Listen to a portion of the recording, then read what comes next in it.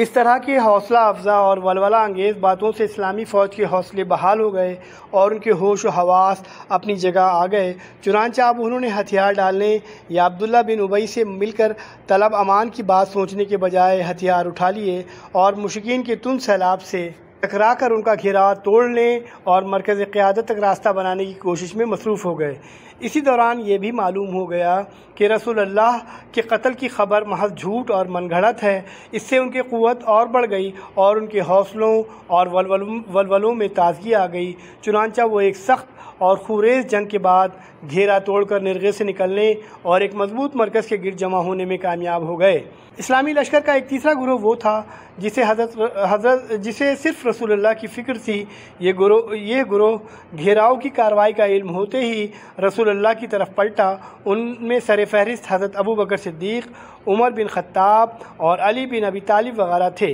یہ لوگ مقاتلین کے صف اول میں سب سے آگے تھے، لیکن جب نبی کی ذات گرامی کے لیے خطرہ پیدا ہوا تو آپ کی حفاظت اور دفاع کرنے والوں میں سب سے آگے آ گئے۔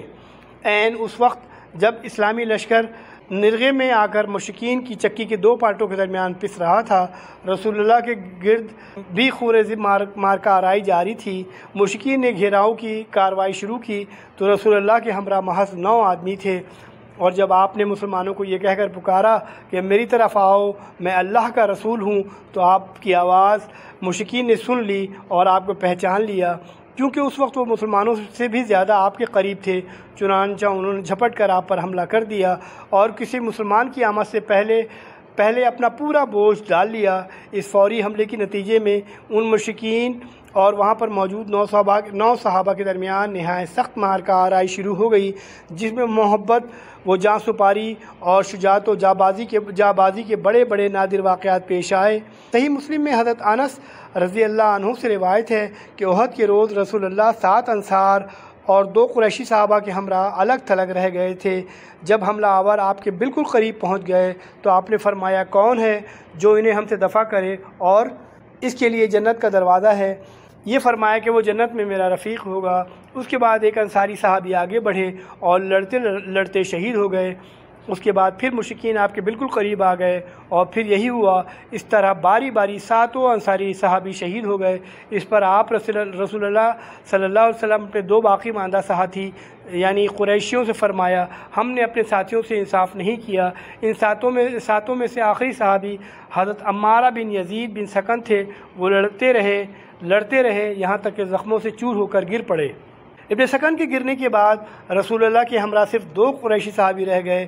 چنانچہ صحیحین میں ابو عثمان کا بیان ہے کہ جن ایام میں آپ نے مارکہ آرائی کی، ان میں سے ایک لڑائی میں آپ کے ساتھ طلحہ بن عبید اللہ اور سعد بن ابی وقاص کے سوا کوئی نہ رہ گیا، اور یہ لمحہ رسول اللہ کی زندگی کے لیے انتہائی نازک ترین لمحہ تھا، جبکہ مشرکین کے لیے انتہائی سنہری موقع۔ اور حقیقت یہ ہے کہ مشرکین نے اس موقع سے فائدہ اٹھانے میں کوئی کوتاہی نہیں کی۔ انہوں نے تابڑ توڑ حملہ نبی پر مرکوز رکھا اور چاہا کہ آپ کا کام تمام کر دیں۔ اسی حملے میں عتبہ بن ابی وقاص نے آپ کو پتھر مارا، جس سے آپ پہلو کے بل گر گئے اور آپ کا داہنا نچلا رباعی دانت ٹوٹ گیا اور آپ کا نچلا ہونٹ زخمی ہو گیا۔ عبداللہ بن شہاب زہری نے آگے بڑھ کر آپ کی پیشانی زخمی کر دی، اور ایک اور اڑیل سوار عبداللہ بن قمہ نے لپک کر آپ کے کاندھے پر ایک ایسی سخت تلوار ماری کہ آپ 1 مہینے سے زیادہ عرصے تک اس کی تکلیف محسوس کرتے رہے۔ البتہ آپ کی دوہری ذرا نہ کٹ سکی۔ اس کے بعد آپ نے پہلے ہی کی طرح پھر ایک زوردار تلوار ماری جو آنکھ سے نیچے کی ابری ہوئی ہڈی پر لگی، اور اس کی وجہ سے خود کی 2 کڑیاں چہرے کے اندر دھس گئیں۔ ساتھ ہی اس نے کہا، اسے لے، میں قمہ کا بیٹا ہوں۔ رسول اللہ نے چہرے سے خون پوچھتے فرمایا، اللہ تجھے توڑ ڈالے۔ صحیح بخاری میں مروی ہے کہ آپ کا رباعی دانت توڑ دیا گیا اور سر زخمی کر دیا گیا۔ اس وقت آپ اپنے چہرے سے خون پوچھتے جا رہے تھے اور کہتے جا رہے تھے، وہ قوم کیسے کامیاب ہو سکتی ہے جس نے اپنے نبی کے چہرے کو زخمی کر دیا اور اس کا دانت توڑ دیا، حالانکہ وہ انہیں اللہ کی طرف دعوت دے رہا تھا۔ اس پر اللہ عز و جل نے یہ آیت نازل فرمائی، آپ کو کوئی اختیار نہیں، اللہ چاہے تو انہیں توبہ کی توفیق دے اور چاہے تو عذاب دے کہ وہ ظالم ہی ہیں۔ طبرانی کی روایت ہے کہ آپ نے اس روز فرمایا، اس قوم پر اللہ کا سخت عذاب ہو جس نے پیغمبر کا چہرہ آلود کر دیا۔ پھر تھوڑی دیر رک کر فرمایا اے اللہ میری قوم کو بخش دے، وہ نہیں جانتی۔ صحیح مسلم کی روایت میں بھی یہی ہے کہ آپ بار بار کہہ رہے تھے اے پروردگار میری قوم کو بخش دے، وہ نہیں جانتی۔ قاضی عیاش کی شفا میں یہ الفاظ ہیں کہ اے اللہ میری قوم کو ہدایت دے، وہ نہیں جانتی۔ اس میں شبہ نہیں کہ مشرکین آپ کا کام تمام کر دینا چاہتے تھے، مگر دونوں قریشی صحابہ یعنی حضرت سعد بن ابی وقاص اور طلحہ بن عبید اللہ نے نادر الوجود جاں بازی اور بے مثال بہادری سے کام لے کر صرف 2 ہوتے ہوئے مشرکین کی کامیابی ناممکن بنا دی۔ یہ دونوں عرب کے ماہر تیر انداز تھے، انہوں نے تیر مار مار کر مشرکین حملہ آور کو رسول اللہ سے پرے رکھا۔ جہاں تک سعد بن ابی وقاص کا تعلق ہے تو رسول اللہ نے اپنے ترکش کے سارے تیر ان کے لیے بکھیر دیے اور فرمایا چلاؤ تم پر میرے ماں باپ فدا ہوں۔ ان کی صلاحیت کا اندازہ اس سے لگایا جا سکتا ہے کہ رسول اللہ نے ان کے سوا کسی اور کے لیے ماں باپ کے فدا ہونے کی بات نہیں کہی۔ اور جہاں تک حضرت طلحہ کا تعلق ہے تو ان کے کارنامے کا اندازہ نسائی کی ایک روایت سے لگایا جا سکتا ہے جس میں حضرت جابر رضی اللہ عنہ نے رسول اللہ پر مشرکین کے اس وقت کے حملے کا ذکر کیا ہے جب آپ انصار کی ذرا جتنی نفری کے ہمراہ تشریف فرما تھے۔ حضرت جابر کا بیان ہے کہ مشرکین نے رسول اللہ کو جا لیا تو آپ نے فرمایا کون ہے جو ان سے نپٹے؟ حضرت طلحہ نے کہا میں۔ اس کے بعد حضرت جابر انصار کے آگے بڑھنے اور ایک کر کے شہید ہونے کی وہ تفصیل ذکر کی ہے جسے صحیح مسلم کے حوالے سے بیان کر چکے ہیں۔ حضرت جابر فرماتے ہیں کہ جب یہ سب شہید ہو گئے تو حضرت طلحہ آگے بڑھے اور 11 آدمیوں کے برابر تنہا لڑائی کی، یہاں تک کہ ان کے ہاتھ پر تلوار کی ایک ایسی ضرب لگی جس سے ان کی انگلیاں کٹ گئیں۔ اس پر ان کے منہ سے آواز ہسی نکلی۔ رسول اللہ نے فرمایا اگر تم بسم اللہ کہتے تو تمہیں فرشتے اٹھا لیتے اور لوگ دیکھتے۔ حضرت جابر کا بیان ہے کہ پھر اللہ نے مشرکین کو پلٹا دیا۔ اقلیل میں حاکم کی روایت ہے کہ انہیں احد کے روز 39 یا 35 زخم آئے اور ان کی نچلی اور شہادت کی انگلیاں شل ہو گئیں۔ امام بخاری میں قیس بن ابی حازم سے روایت ہے کہ انہوں نے کہا کہ میں نے حضرت طلحہ کا ہاتھ دیکھا کہ وہ شل تھا، اس سے احد کے دن انہوں نے نبی کو بچایا تھا۔ ترمذی کی روایت ہے کہ رسول اللہ نے ان کے بارے میں سرود فرمایا جو شخص کسی شہید کو روئے زمین پر چلتا ہوا دیکھنا چاہتا ہے وہ طلحہ بن عبید اللہ کو دیکھ لے۔ اور ابو داؤد طیالسی نے حضرت عائشہ رضی اللہ عنہ سے روایت کی ہے کہ ابو بکر جب جنگ احد کا تذکرہ فرماتے تو یہ کہتے کہ یہ جنگ کل کی کل طلحہ کے لیے تھی، یعنی اس میں نبی کے تحفظ کا اصل کارنامہ انہوں نے انجام دیا۔ حضرت ابو بکر نے ان کے بارے میں یہ بھی کہا کہ اے طلحہ بن عبید اللہ تمہارے لیے جنت واجب ہو گئی اور تم اپنے یہاں حور عین کا ٹھکانہ بنا لیا۔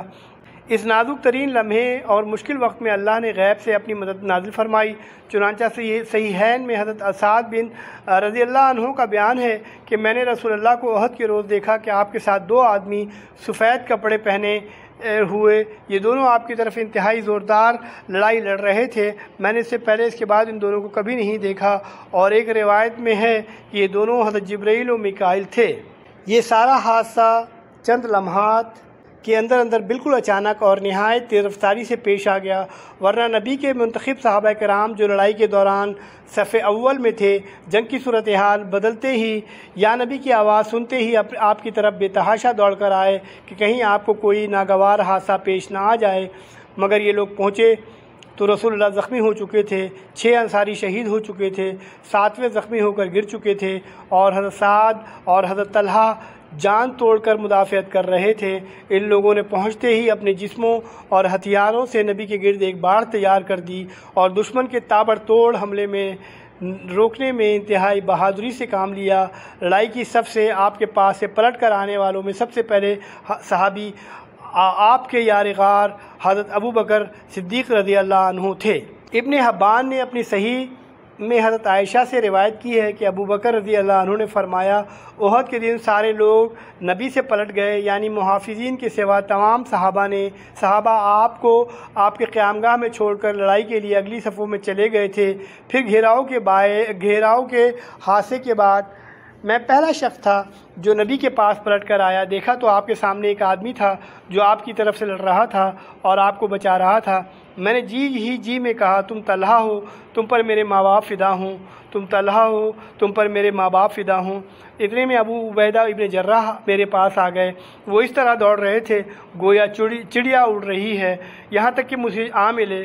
اب ہم دونوں نبی کی طرف دوڑے، دیکھا تو آپ کے آگے طلحہ بچھے پڑے ہیں۔ آپ نے فرمایا اپنے بھائی کو سنبھالو، اس نے جنت واجب کر لی۔ حضرت ابوبکر کا بیان ہے کہ ہم پہنچے تو نبی کا چہرہ زخمی ہو چکا تھا اور خود کی 2 کڑیاں آنکھ کے نیچے رخسار میں دھس چکی تھیں۔ میں نے انہیں نکالنا چاہا تو ابو عبیدہ نے کہا خدا کا واسطہ دیتا ہوں مجھے نکالنے دیجیے۔ اس کے بعد انہوں نے منہ سے ایک کڑی پکڑی اور آہستہ آہستہ نکالنی شروع کی تاکہ رسول اللہ کو اذیت نہ پہنچے، اور بالآخر ایک کڑی اپنے منہ سے کھینچ کر نکال لی، لیکن اس کوشش میں ان کی دانت کا ایک نچلا دانت گر گیا۔ اب دوسری میں نے کھینچنی چاہی تو ابو عبیدہ نے کہا ابو بکر خدا کا واسطہ دیتا ہوں مجھے کھینچنے دیجیے۔ اس کے بعد دوسری بھی آہستہ آہستہ کھینچی، لیکن ان کا دوسرا نچلا دانت بھی گر گیا۔ پھر رسول اللہ نے فرمایا اپنے بھائی ابو طلحہ کو سنبھالو، اس نے جنت واجب کر لی۔ حضرت ابوبکر صدیق کہتے ہیں کہ اب ہم طلحہ کی طرف متوجہ ہوئے اور انہیں سنبھالا۔ ان کو 10 سے زیادہ زخم آ چکے تھے۔